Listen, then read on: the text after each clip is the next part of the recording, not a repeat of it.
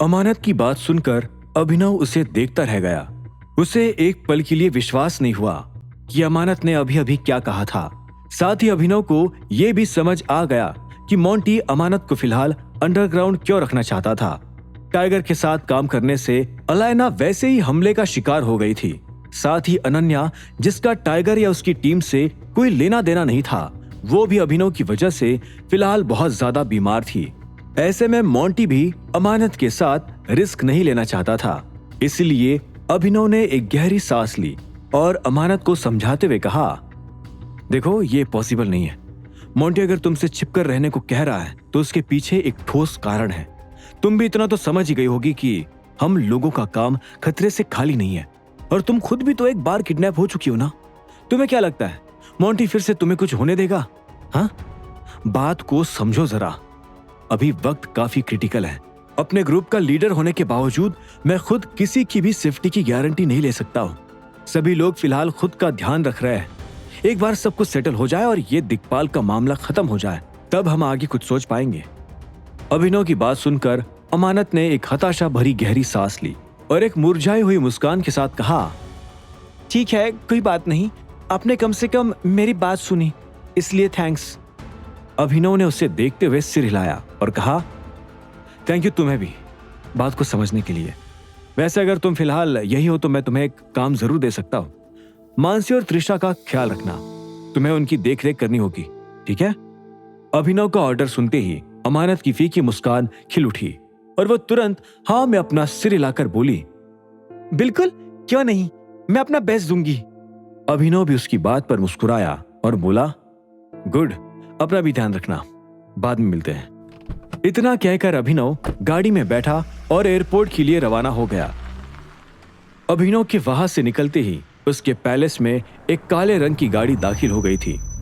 अभिनव पुणे से शाम 7 बजे निकल गया था और उससे वापस गुड़गांव पहुंचते हुए रात के 10 बज चुके थे। वो दिल्ली एयरपोर्ट से गुड़गांव आते हुए कुछ देर के लिए ट्रैफिक में भी अटक गया था। अपने घर पहुंचकर उसने तुरंत एक शॉवर लिया और अपने कपड़े बदल लिए। उसके फोन पर अलायना का पहले से एक मैसेज पड़ा था जिसमें वो पूछ रही थी कि अभिनव आने वाला था या नहीं। वैसे तो अभिनव का इस डिनर के लिए मूड नहीं था, लेकिन वो अलायना को नाराज नहीं करना चाहता था।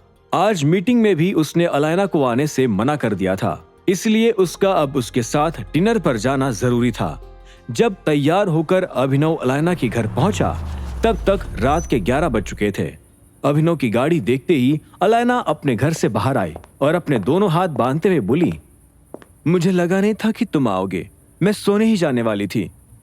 अभिनव उसकी शिकायत पर मुस्कुराते हुए बोला, दुर्घटना से देर भली। अलायना ने उसे एक पल के लिए देखा और पूछा, ऐसी क्या देर हो गई थी तुम्हें? अभिनव ने उसके सवाल पर एक गहरी सांस ली और कहा, देखो, लेट आने के लिए आई एम सॉरी, मैं किसी काम में बिजी हो गया था। तुम चलो ना, डिनर करते हुए सब कुछ समझाता हूं। यह सुनकर अलायना ने एक पल के लिए अपनी घड़ी में देखा और फिर कहा, आधी रात होने को आई है अभिनव, कोई रेस्टोरेंट खुला भी होगा इस वक्त? टाइगर के लिए रात के 3 बजे भी रेस्टोरेंट्स खुल सकते हैं। तुम चिंता मत करो, जल्दी गाड़ी में बैठो, मुझे भी बहुत भूख लग रही है। अभिनव ने मुस्कुराकर कहा और गाड़ी से बाहर निकलकर अलायना के लिए गेट खोल दिया। अलायना एक पल के लिए हिचकिचाने लगी थी। वो नाराज तो काफी थी, लेकिन चूंकि अब अभिनव उससे लेने आ चुका था, इसलिए वो उसे मना भी नहीं करना चाहती थी। ऐसे में वो गाड़ी में बैठने लगी और फिर अभिनव को देखते हुए बोली, तुम अपना मास्क नहीं लगाने वाले हो? मेरा मतलब, तुम्हारे नाम की न्यूज ऑलरेडी हर जगह फैल चुकी है। ऐसे में अगर कोई तुम्हें मेरे साथ देख लेगा तो यही सोचेगा कि तुम ही टाइगर हो। अभिनव ये सुनकर थोड़ा हंसा और बोला, तुम्हें इस बात की फिक्र करने की जरूरत नहीं है। वैसे भी इतनी रात को हमें ऐसा कोई नहीं मिलेगा जो मुझे पहचान सके, और तुम आज इतनी सुंदर लग रही हो, लोग तुम्हें ही देखते रह जाएंगे, मेरी तरफ कोई देखेगा भी नहीं।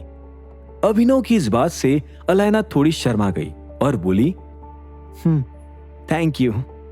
अभिनव अपनी सीट पर वापस आकर बैठ गया और गाड़ी स्टार्ट करते हुए बोला, वैसे अगर तुम्हें आज की मीटिंग के बारे में कुछ जानना हो तो सुनो। अर्जुन जल्द ही मेरे पैलेस में आने वाला है, शायद अब तक आ भी चुका होगा। मैंने उसे जेल से उठवा लिया है। इस खबर पर अलायना मुस्कुराई और बोली, बहुत बढ़िया, उसका हाल बेहाल कर देना। साले को बता देना कि टाइगर से पंगा लेने का मतलब क्या होता है।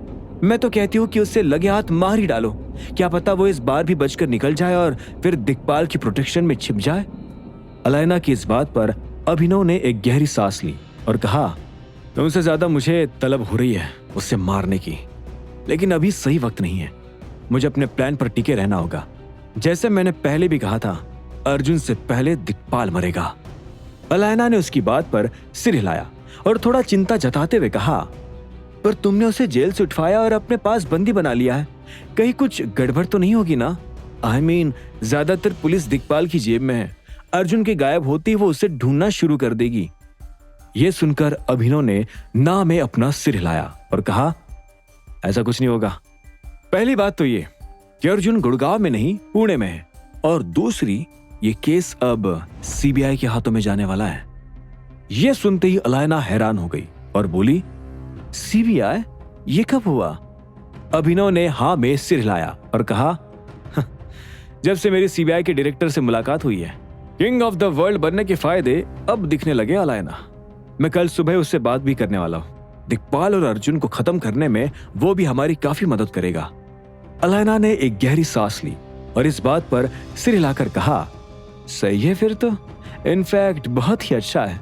अगर सीबीआई इन्वॉल्व रही तो हम ज्यादा कानूनी झंझट में भी नहीं फंसेंगे। अच्छा हुआ जो उस दिन मोंटी ने मेरे हादसे के बारे में तुम्हें खबर नहीं दी, नहीं तो तुम अवार्ड छोड़कर हॉस्पिटल आ जाते और किंग ऑफ द वर्ल्ड बनते बनते रह जाते। अभिनव इस बात पर हंसने लगा और बोला, और फिर वो पार्टी भी रह जाती जो अगले महीने इटली में होने वाली है। पार्टी इटली में क्यों हो रही है? अलायना ने कंफ्यूज होते हुए पूछा। अभिनव ने एक पल के लिए उसे देखा और फिर कहा, क्योंकि कायदे से मैं किंग ऑफ द वर्ल्ड का अवार्ड इटली के बिलियनर क्लब से होते हुए जीता हूं, इसलिए। ओह अच्छा, अलायना ने सिर हिलाकर कहा। वो फिर एक गहरी सांस लेकर आगे बोली, तो कौन जाने वाला है तुम्हारे साथ पार्टी में? इस सवाल ने अभिनव को एक पल के लिए बेचैन कर दिया। उसे समझ नहीं आया कि वो फिलहाल किसका नाम ले, अलायना का या अनन्या का। अलायना ने उसके चेहरे पर इस बेचैनी को देख लिया और फिर धीरे से एक मुस्कान के साथ कहा, इतना परेशान होने की जरूरत नहीं है। तुम्हें जैसा ठीक लगे वैसा करना। इस बात से हमारी दोस्ती में कोई अड़चन नहीं आएगी। अभिनव ने यह सुनकर एक राहत भरी गहरी सांस ली। उसे यह जानकर अच्छा लगा कि अलायना उसके मन की व्यथा को समझ पा रही थी। वो फिर मुस्कुराते हुए आगे बोला, तुम्हें पार्टी में आना पड़ेगा, लेकिन दोस्ती के लिए कोई बहाना नहीं चलेगा। ऑफ कोर्स, टाइगर की पार्टी मिस करने जितनी हिम्मत भी नहीं है मुझ में, अलायना ने हंसते हुए कहा। कुछ ही देर में वो दोनों रेस्टोरेंट पहुंच गए। पार्किंग में गाड़ी लगाते ही अलायना जब नीचे उतरी तो अब की बार उसका ध्यान अभिनव की गाड़ी पर गया। क्योंकि पहले वो थोड़ा नाराज थी, इसलिए उसने अभिनव की गाड़ी पर ध्यान नहीं दिया था। अलायना ने 2 कदम पीछे लेकर एक पल के लिए उस गाड़ी को देखा और कहा, ये गाड़ी तो मैंने इसे तुम्हारे पास पहले कभी नहीं देखा। तुमने ये नई गाड़ी खरीदी है क्या? कितना खर्चा किया? लग तो बहुत ही महंगी रही है। अलायना का सवाल सुनकर अभिनव मुस्कुराया और बोला, सिर्फ 10,000। क्या? अलायना ये कीमत सुनकर हैरान रह गई। उसने फिर कंफ्यूज होते हुए आगे कहा, तुमने ये गाड़ी सिर्फ 10,000 में खरीदी है? सुबह से मैं ही मिली पागल बनाने के लिए? अभिनव ने तुरंत ना में अपना सिर हिलाया और कहा, एक्चुअली ये गाड़ी तो मैंने फ्री में खरीदी है। 10,000 का तो पेट्रोल डलवाया इसमें। लेकिन एक बात कहूं, ये गाड़ी अनमोल है मेरे लिए। यह सुनकर अलायना ने अपनी भौहें तानी और पूछा, फ्री में भी खरीदी है और अनमोल भी है? तुमने कोई सस्ते नशे शुरू कर दिए क्या अभिनव? अभिनव ये सुनकर हंस पड़ा और बोला, यह गाड़ी स्पेशल मेंबर्स की तरफ से मुझे एक गिफ्ट मिली है, इसीलिए अनमोल है। अब समझी मेरी बात? अलायना जवाब सुनकर हैरान रह गई। उसे यकीन नहीं हुआ कि स्पेशल मेंबर्स ने अभिनव को इतनी महंगी गाड़ी गिफ्ट कर दी थी। रेस्टोरेंट के अंदर पहुंचकर उन्होंने अपने लिए खाना मंगवा लिया था। जहां अभिनव के मन में अर्जुन और रघुवीर के ख्याल चल रहे थे, वही अलायना उससे अनन्या के बारे में पूछना चाह रही थी। वो जानना चाहती थी कि अनन्या का हाल कैसा था और अभिनव उसके बारे में क्या सोचता था। तो अनन्या कैसी है? अलायना ने अचानक अपना गला साफ करते हुए पूछा। इस सवाल पर अभिनव उसे एक पल के लिए देखने लगा और बोला, फिर वही सवाल, तुम्हें तकलीफ क्यों हो रही है? मैं बस ये जानना चाहती हूँ कि वो ठीक है या नहीं, इसमें इतना क्यों कर रहे हो? अलैना ने थोड़े शिकायत भरे सुर में कहा। अभिनव ने एक गहरी सांस ली और कहा, अकड़ने की कोई बात नहीं है, मुझे बस थोड़ा अजीब लगता है। खैर, अगर तुम्हें हाल ही जानना है तो आज उसकी सर्जरी हो चुकी है और 3 दिनों में बैंडेज भी खुल जाएगा। उसके बाद ही पता लगेगा कि उसका असली हाल क्या है। अब प्लीज इस पर आगे कोई सवाल मत करना, टॉपिक चेंज करो।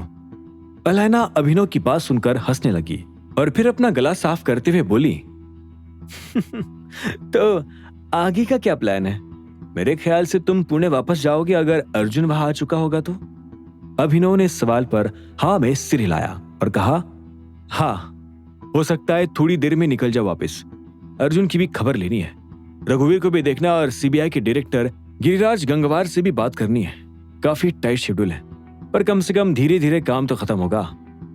अलैना ने उसकी बात पर सिर हिलाया और अपनी ड्रिंक का एक घूंट लेते हुए पूछा, काम से याद आया, जिस तरह की न्यूज फिलहाल तुम्हारे बारे में चल रही है, तो तुम प्रोटॉन पब्लिशर में वापस जाने वाले हो या नहीं? अभिनव ने इस सवाल पर एक पल के लिए सोचा और फिर कहा, मैं थोड़ा कंफ्यूज हूं। कंपनी वापस जाने की मेरी इच्छा तो है, मगर उससे पहले मैं बाकी की चीजें सेटल करना चाहता हूं। तुम्हें क्या लगता है मुझे क्या करना चाहिए? अलैना भी एक पल के लिए सोचने लगी और फिर बोली, पहले मुझे लग रहा है कि तुम्हें तुरंत कंपनी वापस चले जाना चाहिए ताकि लोग तुम पर शक न करें, लेकिन अब तुम्हारी बात भी ठीक लग रही है।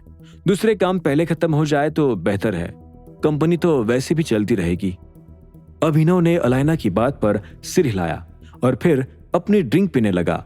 अलैना भी अपनी ड्रिंक ले ही रही थी कि इतने में उसकी नजर एक जगह टिक गई।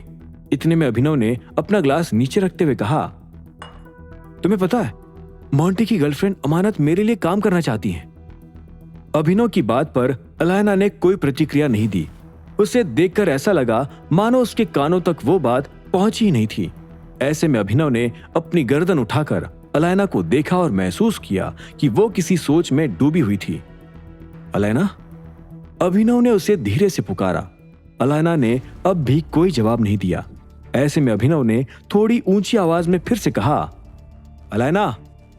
यह सुनकर अलैना तुरंत अपने होश में वापस आ गई और बोली, हाँ, क्या हुआ? तुम्हें क्या हुआ? मैं कब से कुछ बोल रहा हूं, क्या सोच रही हो? अभिनव ने पूछा।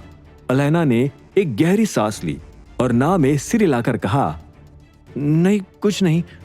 तुम क्या कह रहे थे वैसे? अभिनव ने दोबारा अपनी ड्रिंक का एक घूंट पिया और कहा, मैं कह रहा था कि अमानत। इससे पहले कि अभिनव अपनी बात पूरी कर पाता, उसने देखा कि अलैना का ध्यान फिर से भटक गया था। वो किसी और ही दिशा में देखने लगी थी।